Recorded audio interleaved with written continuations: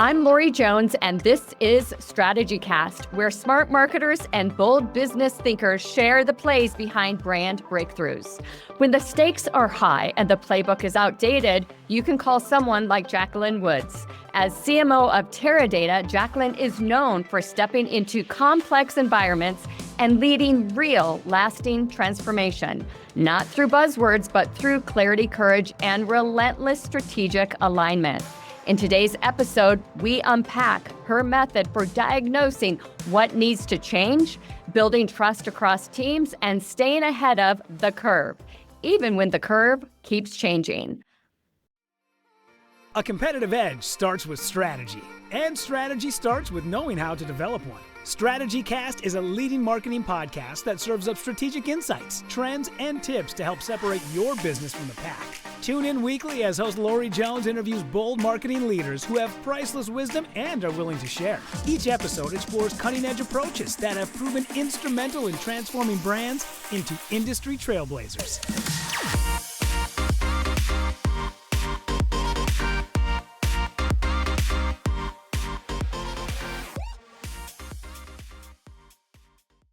Welcome to StrategyCast, Jacqueline. Thank you. It's great to be here. I'm so excited to dive into this very, very meaty topic. Before we get there, oh my goodness, you've got an amazing background. Tell us a little bit about your journey and how you landed at Teradata. Well, it's kind of interesting because I actually started my career in finance and accounting. So I didn't start off as a marketer, but I've always liked numbers.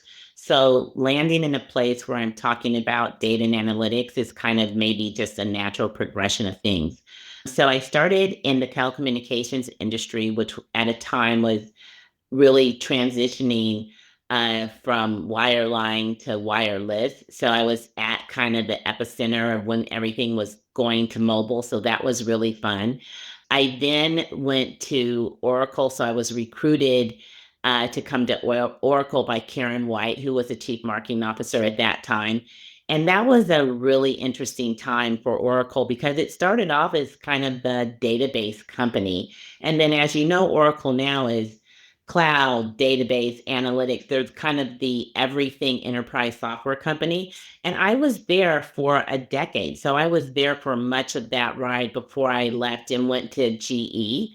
And, you know, they were the people who made everything. So it was a really great transition from a software company that was B2B, that was selling into organizations like General Electric, to go to General Electric and to put things into practice that you would do both from a B2B and B2C perspective, because GE sold everything from appliances to kind of airplane engines to, you know, lights and everything. So that was a great time and just a really stellar company to really learn from, and a great company on the people management side, probably one of the best companies I've ever worked for when you think about talent and how do you manage talent.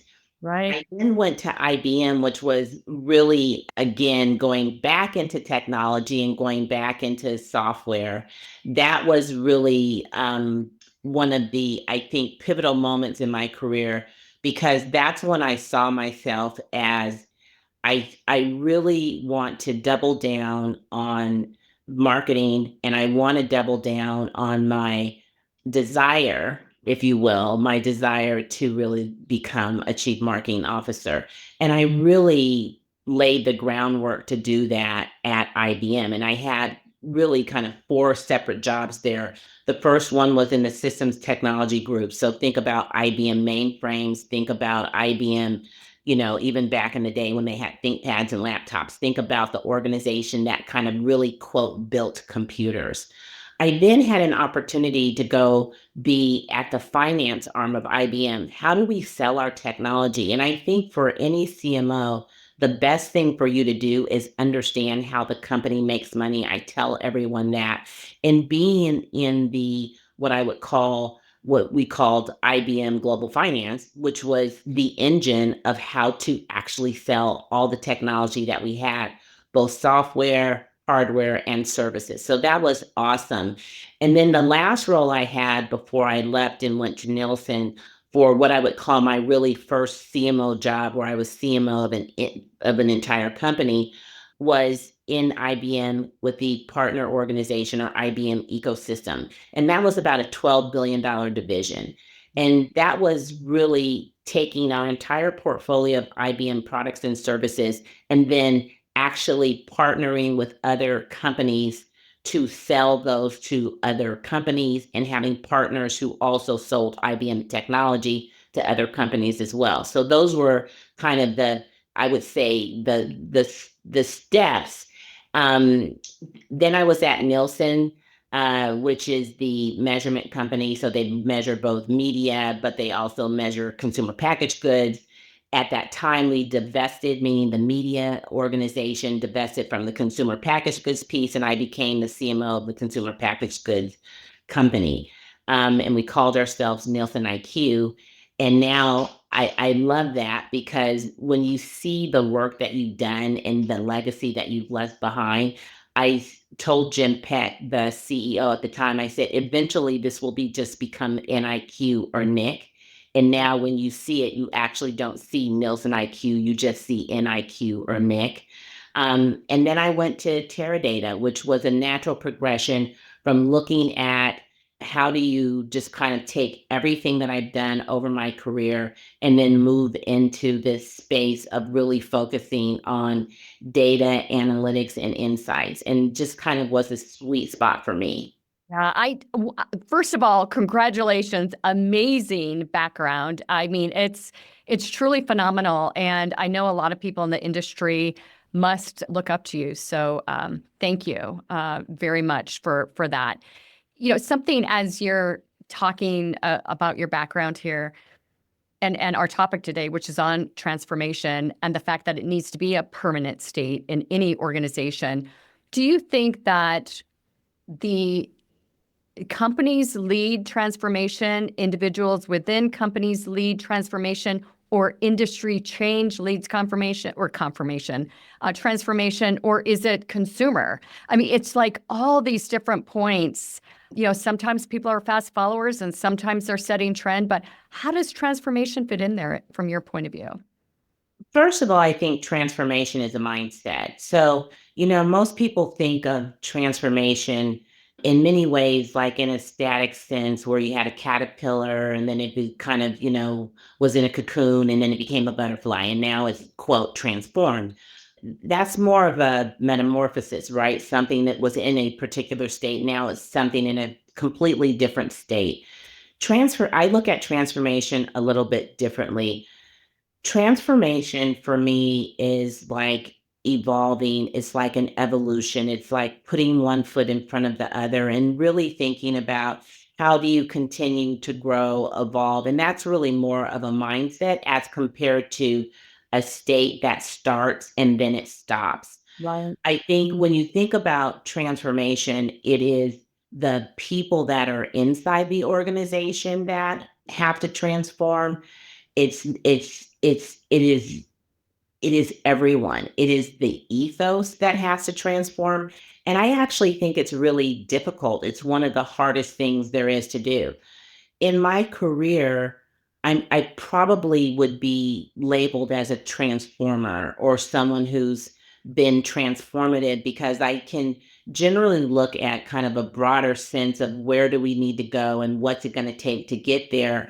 And people who can do that are just seen as people who are able to be, quote, transformative.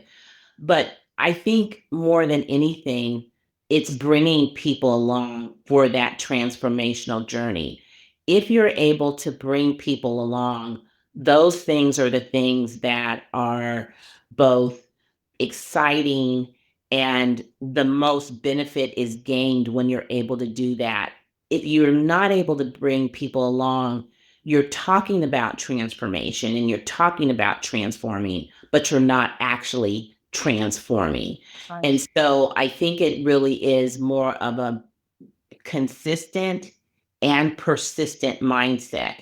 And I think companies that think like that all the time and really lean into that are the companies that have not just a decade or 2 decades of success, but you'll see them have 30, 40, 50, 60 years of success.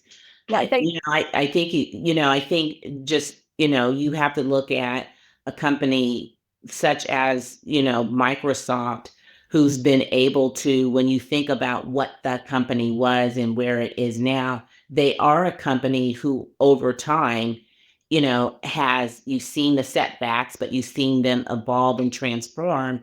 And they're not the company that they were even 5 years ago, 10 years ago, or 20 years ago. Yeah, I think the ethos behind everything that you're saying is very, very important, which means you've got to hire the right people that truly want to move forward and don't get, as they say, stuck in the mud, or, they stop learning or they stop being relative. How, as a leader within a very transformative role today, and I mean, all your roles have been, quite frankly, how do you make sure that you're hiring the right people? How do you test for that, interview for that? And then if not, how do you figure out, okay, I can train them, I can get them where they need to go? I think what's most important for me whenever I've interviewed someone is really thinking about what does the person want to do versus what has the person done. Hmm. Um, Most people who've had a career have done some things, right? And this is not a factory where you kind of have, widgets that are being built, or you're moving, things that are very, what I would call pattern like, and the patterns are always the same. That's generally not true in most companies. Even after you've made a product and you have a factory, the factory is just putting out the thing that you made, right? But the getting to that and the innovation around that and the desire to understand who you are marketing to and what their needs are and what becomes most important. And I'm always looking for people who are intellectually curious.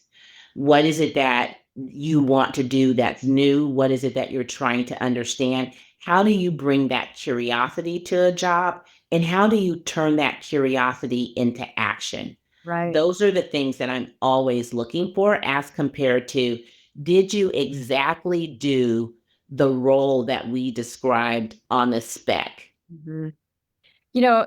I love those insights. They're so, so, so important and very helpful for even people interviewing for jobs, quite frankly. It's interesting, throughout my career, if I had a penny every time someone apologized to me for a change that needed to take place, I'd be a gazillionaire. And I'm sure you too, because a lot of that change, hits marketing, square in the face. How do you build the mindset that change is okay if it's what is the next most important piece to making sure that we're transforming in the right way? For me, I like doing a lot of the research. That has always been for me kind of the starting point. What is the information that I have? What information do I need to have? Because I think marketing is one of the roles where you often have a lot of opinions. Mhm.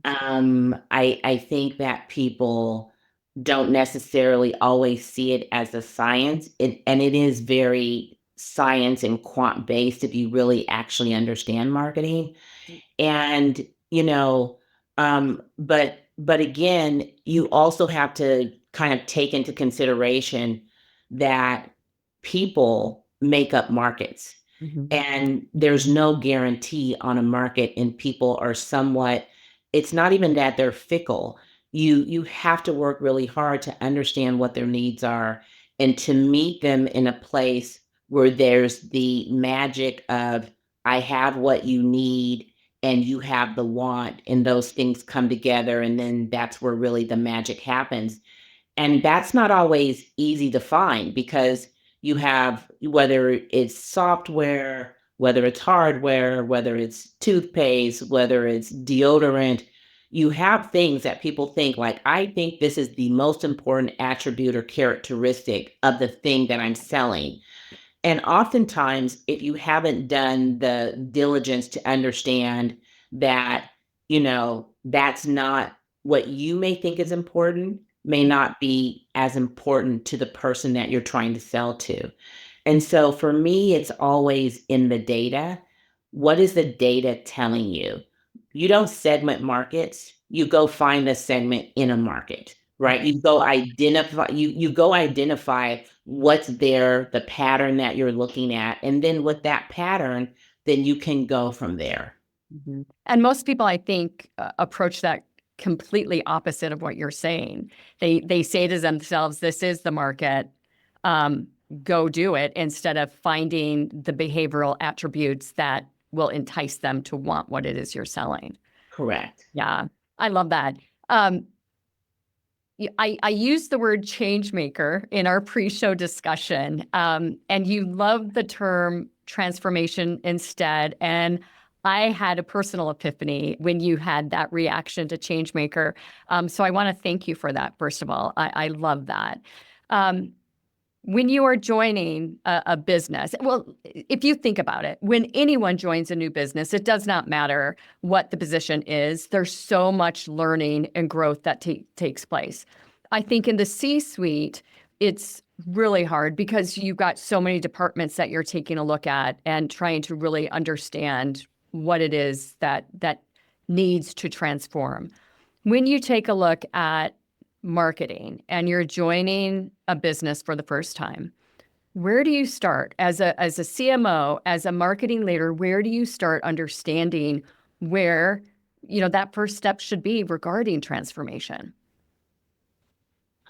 I think you have to start with what is actually happening in the business. I remember when I first came to Teradata, there were uh, statements made that, oh, we've been told that we don't want to do demand gen anymore, meaning that, hey, the marketing team has been told that that's not in our remit.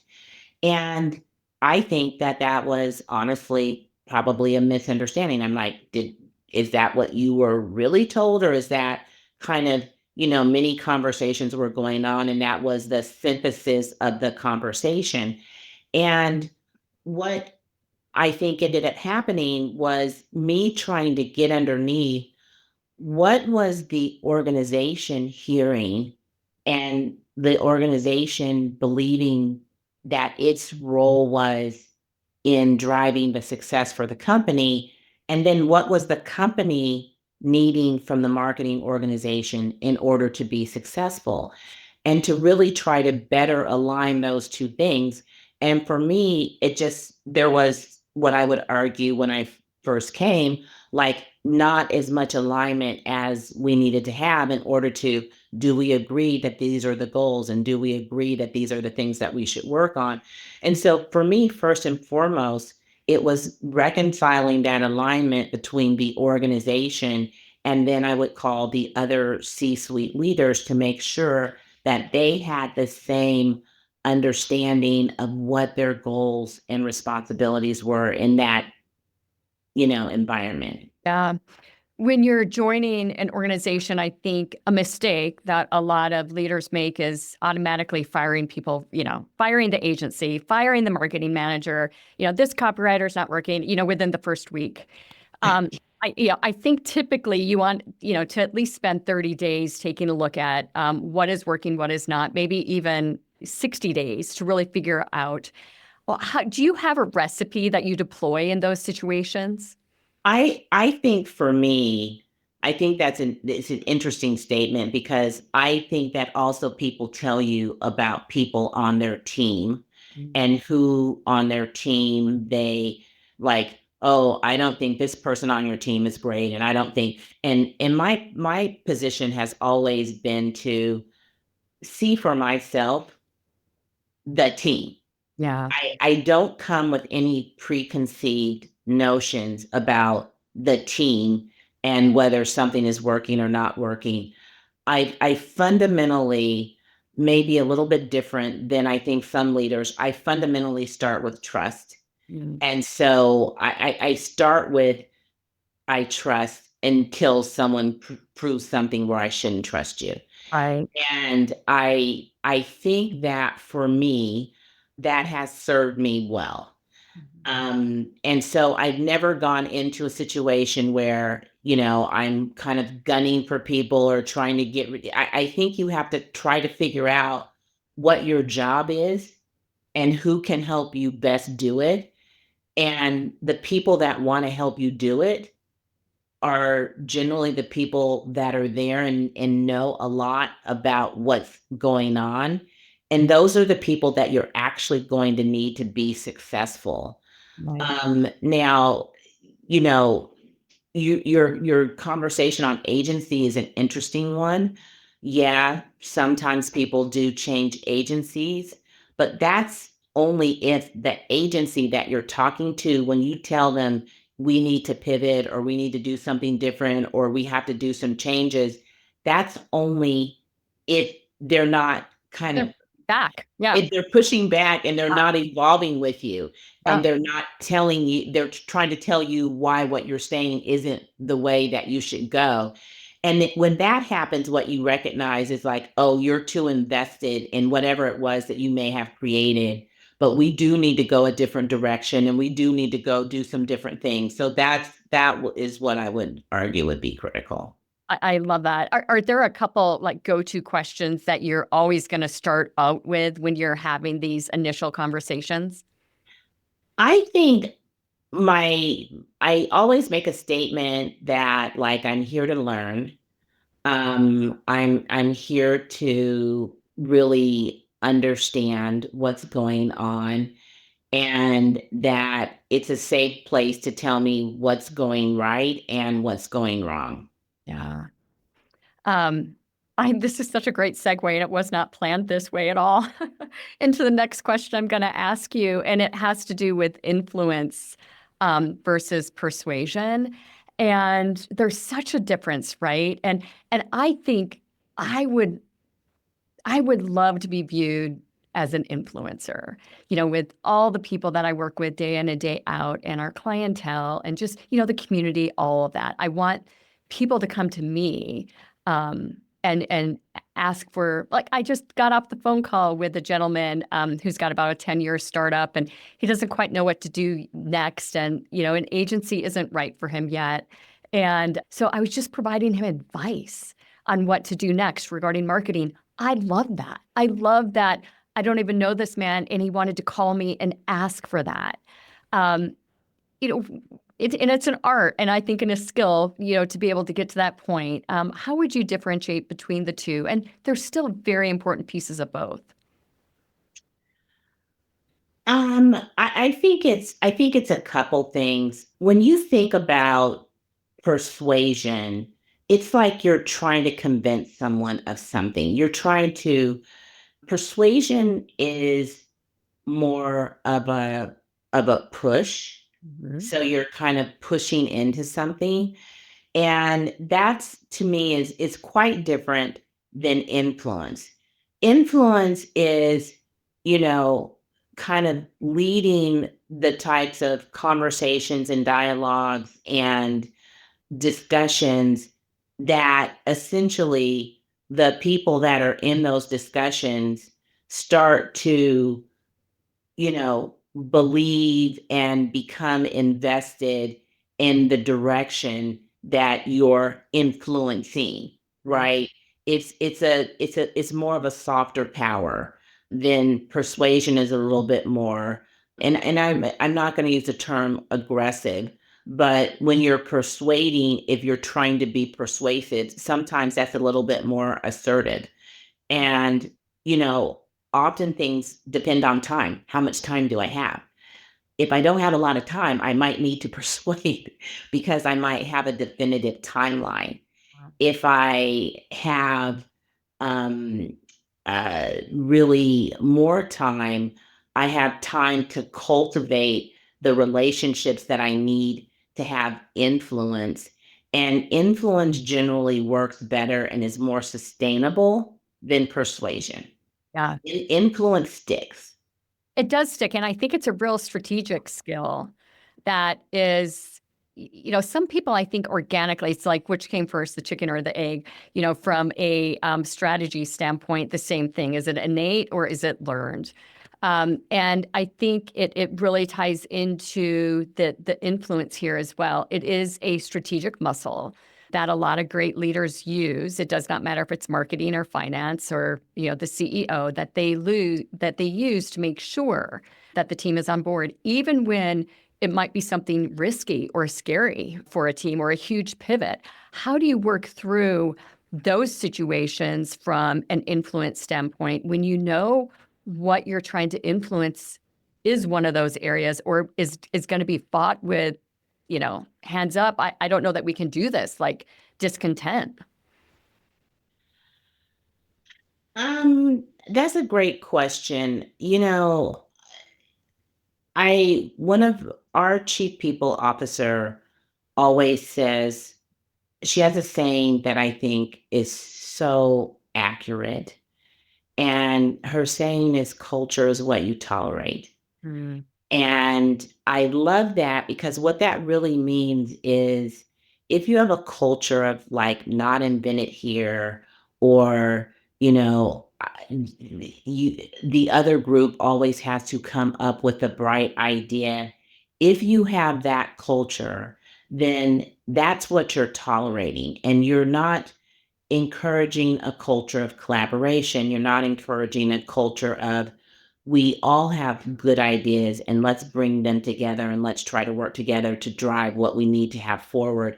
And so I, you know, I have never been one that really accepted from my own teams or even from other teams the lack of wanting to at least explore good ideas together and really trying to work together to be in a better place. Because if we had all the answers, we would be king or queen rather, and we wouldn't need to and we wouldn't need like the help of other people. But I'm a firm believer that your best success actually comes from working with others. And I think that's when you also have the most fun. I agree. Remote working, totally off topic, but I really think it's affected that. We've got a young team member, and it's really quiet around here today. And I went down and I said, "Are you okay with all this quiet?" I mean, like the congeniality, just all of that makes such a big difference when someone is young and learning. And when it's quiet, I think that becomes very difficult. It does. And I wrote there was an article that came out on Forbes.com probably about, I don't know, 4 or 5 weeks ago. And I posted it to LinkedIn, but I put a topper on it, kind of talking about my own work experience and my own way that I thought about the world that we live in today. And one of the things that I said was because they were talking about all these side hustles and all these, everyone all the young people have a side hustle. So they have 2 or 3 things that they're doing, not necessarily one to make ends meet, but also two, that it's just kind of the culture now to be doing multiple things and maybe having multiple revenue streams. And so I talked about how when I was coming up, that wasn't even a thing, not even something that we thought of, and how we had these environments that kind of taught us, I don't want to say how to be professional, but kind of taught us how to kind of work in a system and how to learn that system. And young people today don't have that. And that actually saddens me because there aren't a lot of what I would call programs that people have when they're coming out of college or programs that people may need in order to be successful early in their career. And to think about that, you don't understand, you've now come into an organization and there's no one there because half the people are like either working from home or you don't have that community to draw upon. And that's how we learn. You Yeah. know, even think about back when you were a kid, and I remember the people that were in my neighborhood that if my mother was late, coming from work, that I got to stay over at, Mrs. Miles' house, or, And she you made know, great cherry pie too. right, exactly. Like I don't know, the food is always better at someone else's house. Like the cookies are always better. I don't know why. Um, but you knew that there was someone who cared for you and that was helping you and that you had a community to draw upon. And I do think that's so important in the work environment, to feel like, do I have a community that I can draw upon? Do I have people that can help me be successful? And I just think that that's critical. And when you have that, that lays the groundwork for having influence, because you learn how to develop those relationships and build upon them, and how to benefit from them both ways, on both directions. I mean, relationships are not one directional.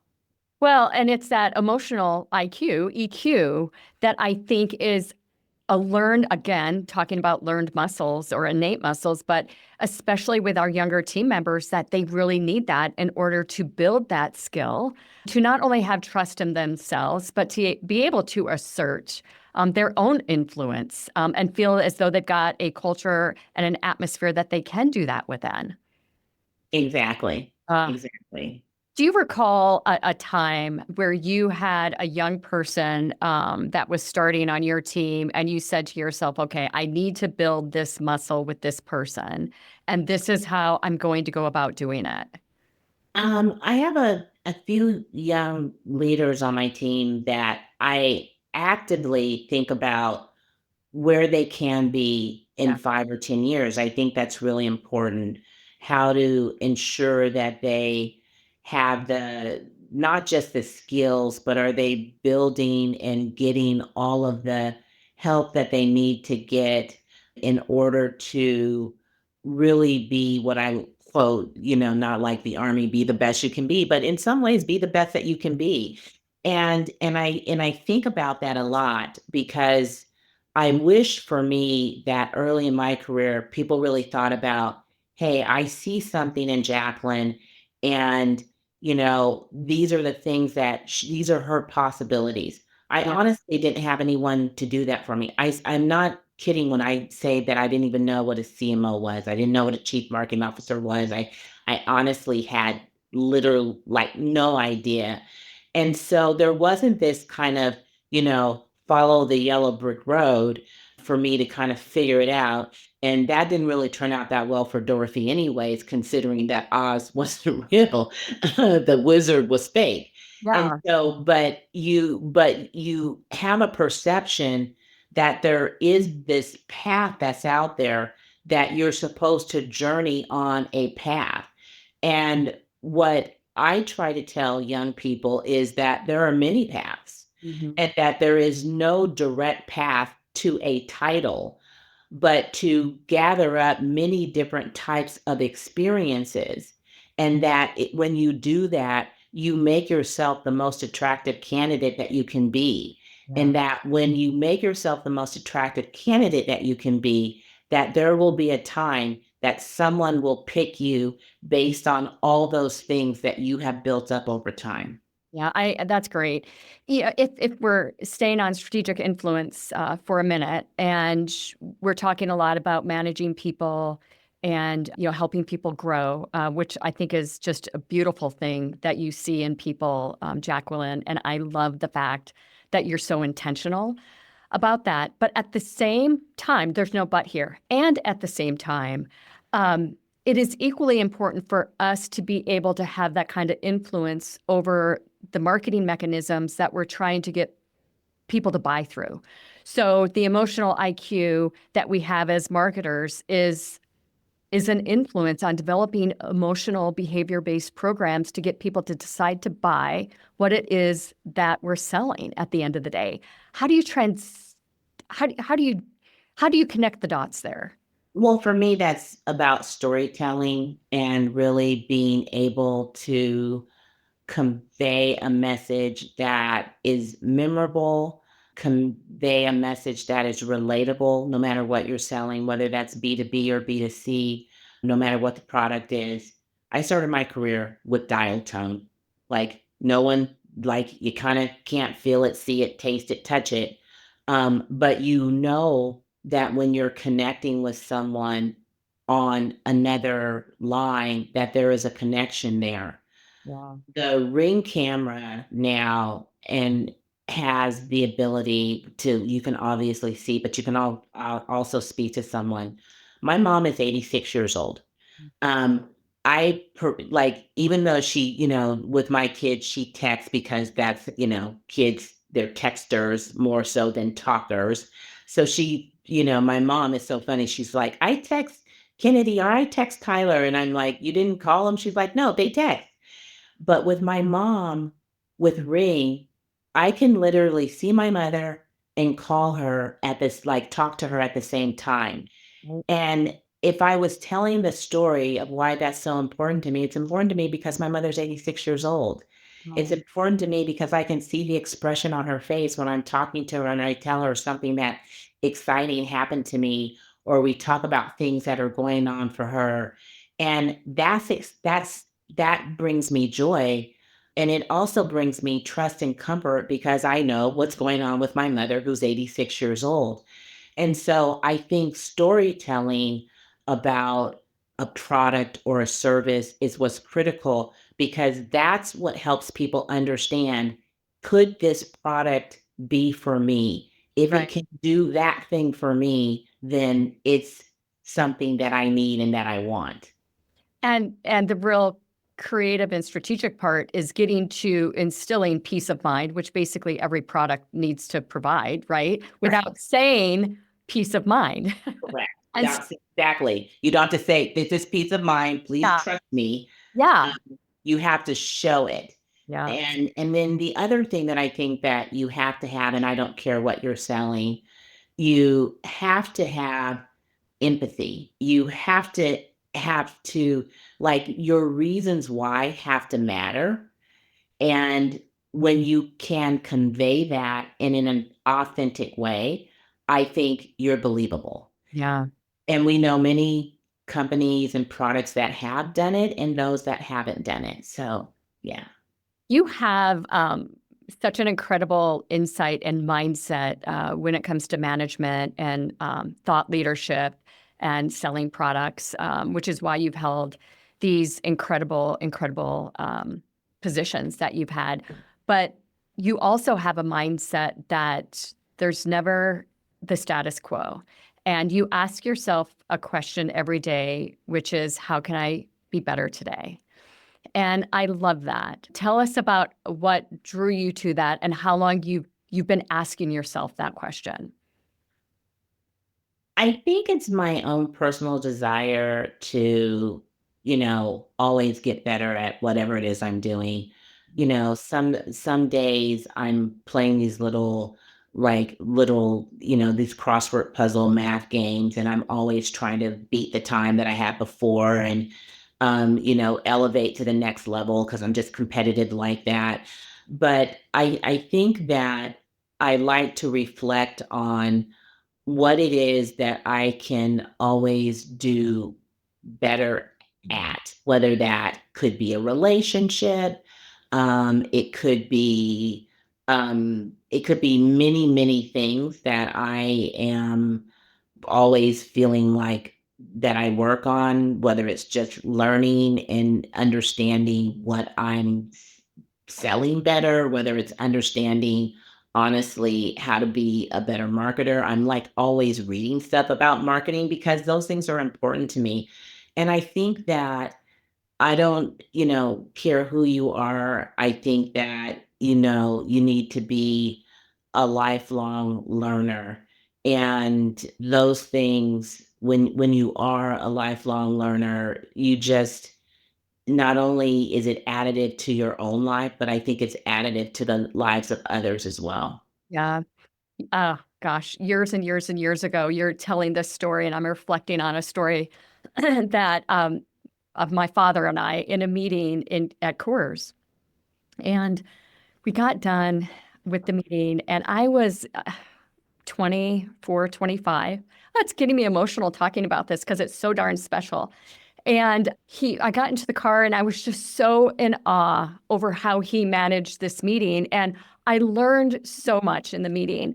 And I said, how do you do it? How do you know what to say, when to say it? You just brought in so much expertise there. I said, you truly are an expert at what you're doing. And I'm so can't believe I'm by your side learning this.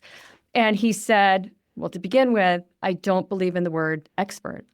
I believe that there's so much change constantly taking place that you always have to be curious, and that curiosity is going to make you smarter. It's going to make you wiser. In the discussion today, we're going to have influence.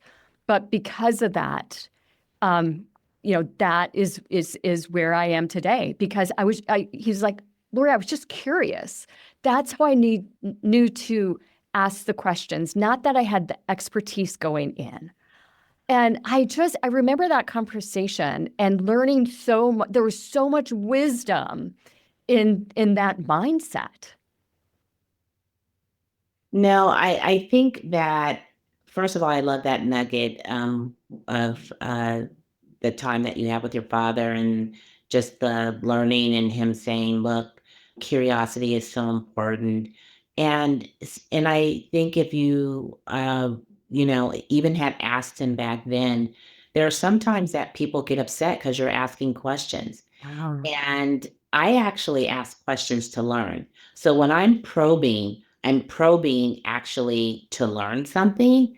I'm not probing to to challenge someone. I'm actually trying to, I'm formulating, my brain is actually processing that information, and my brain is like, and how do I understand this better? And what about that?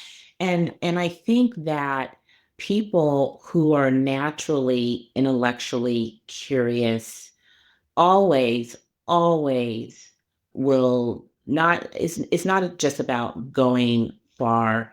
It's about, they'll always be better prepared in Yeah. whatever it is that they do.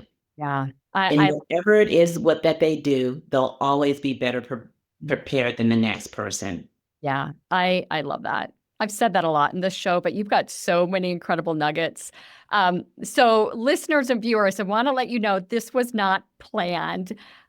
This is totally when Jacqueline and I met for the first time, she brought this better at idea to the table. It's something she asks herself every day. And our viewers know that we started a Better At series at the beginning of the year.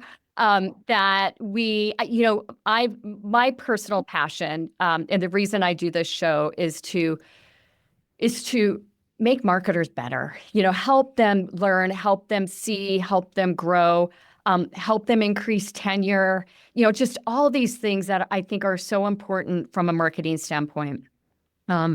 And help us sell more to more people more often. I mean, that's at the end of the day what we all help to achieve.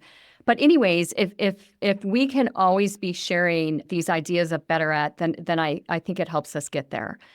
It helps us sharpen our skills. It helps us ask better questions, whatever it might be. So as we're closing out on our time together, I do need to ask you, I think you've probably given our listeners and viewers like maybe 200 ideas that they can be better at and they want to adapt.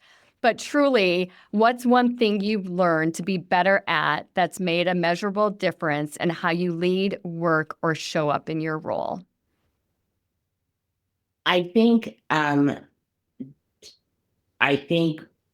being intentional, and a commitment to that intention is something that I, quote, have probably always done, but over time, I've been better at it. I've been better at, I am intentional about X, I am intentional about Y, I am committed to A, B, and C. And that clarity is actually liberating. I love it. Jacqueline, you've been amazing today. Just so many nuggets of wisdom and intentionality and influence, dare I say. What is the best way for our audience to get in touch with you? Always reach out to me on LinkedIn, because I'm always available on LinkedIn. It is always the best way to get to me. I read all my messages on LinkedIn, so please feel free to message me on LinkedIn. I would say go to my website, but I'm actually in the process of updating it right now. So what you see is actually a dated website. So don't go look at that and go, God, what's she talking about? That thing is old. Yes, because I'm updating it.